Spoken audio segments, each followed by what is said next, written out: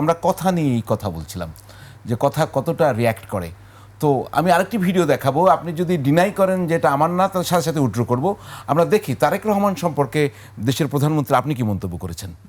গুপ্ত যদি কেউ হয়ে থাকে সেটা তারেক রহমান গুপ্ত। তারেক রহমান মুসলেখা দিয়ে পালায় গেছে দেশ থেকে, লন্ডন পালায় গেছে। মুসাদ্দেক দেশ থেকে পালায় নাই।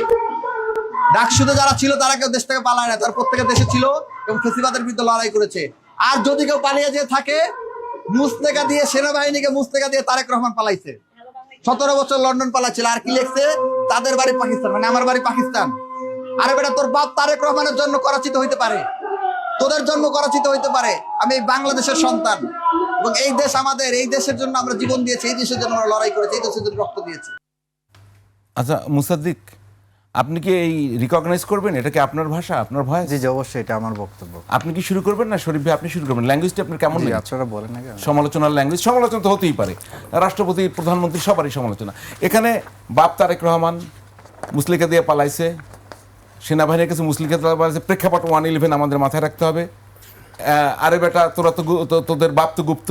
দেখেন তো এই ল্যাঙ্গুয়েজগুলো ঠিক মেলে কিনা, ওনার মা যে উপদেশ দিয়েছেন সেটার একটা প্রেক্ষাপট তৈরি করে কিনা। রাজনীতিতে আমরা আমাদের সুবিধাজনক শব্দগুলো ব্যবহার করি এবং সুবিধাজনক শব্দগুলোকে পছন্দ করি এবং সেগুলোকে ব্যবহার করি।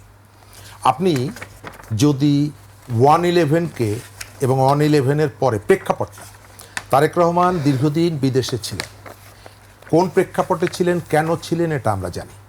তো আপনি যখন তারেক রহমান বিদেশে ছিলেন এটি বলবেন, আবার আপনি ওই সরকারকে বা ওই রেজিমের সমালোচনা করবেন, তখন এটি পরস্পর বিরোধী এবং তখন এটি স্ববিরোধী হয়ে যায়। আপনি একদিকে ফ্যাসিবাদের কথা বলবেন, আপনি একদিকে অগণতান্ত্রিক সরকারের কথা বলবেন, আবার এই অগণতান্ত্রিক সরকারের আমলে এটি তো সত্য যে গত 15 বছর তার দল বা তার নেতাকর্মীরা, তার পরিবার, আপনি একদিকে বলছেন যে নির্যাতিত হচ্ছে, আবার বলছেন আপনি পালিয়ে থাকছেন। ব্যাপারটা আপনি দুটো পক্ষকেই আনছেন এবং যেটা আপনার ওই মুহূর্তে প্রয়োজন সেটিকে আপনি ব্যবহার করেন। আমি ল্যাঙ্গুয়েজ সম্পর্কে একটু বুঝতে চাই। আমরা তো সমালোচনা করতেই পারি। হ্যাঁ, সমালোচনা আপনি করতেই পারেন। রাজনীতিতে ন্যূনতম একটা শালীনতা দরকার, ন্যূনতম একটা সৌজন্যতা দরকার এবং এই যে সৌজন্যতা, এটি কেবলমাত্র আপনার একাডেমিক অ্যাক্টিভিটির ভেতর থেকে আপনি শিখবেন না। আপনার কতগুলো বোধ থাকে।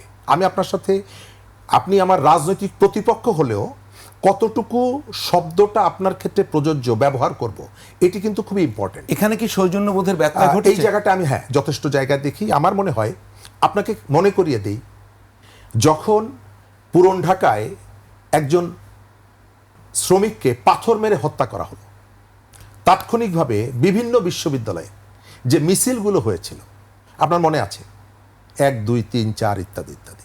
অভিযোগ কি? অভিযোগ হলো বিএনপির অনেকগুলো জায়গা আপনি সমালোচনা করতে পারেন, কিন্তু ওই ঘটনার জন্য তাৎক্ষণিকভাবে আমরা দেখলাম যে টার্গেট তারেক রহমান।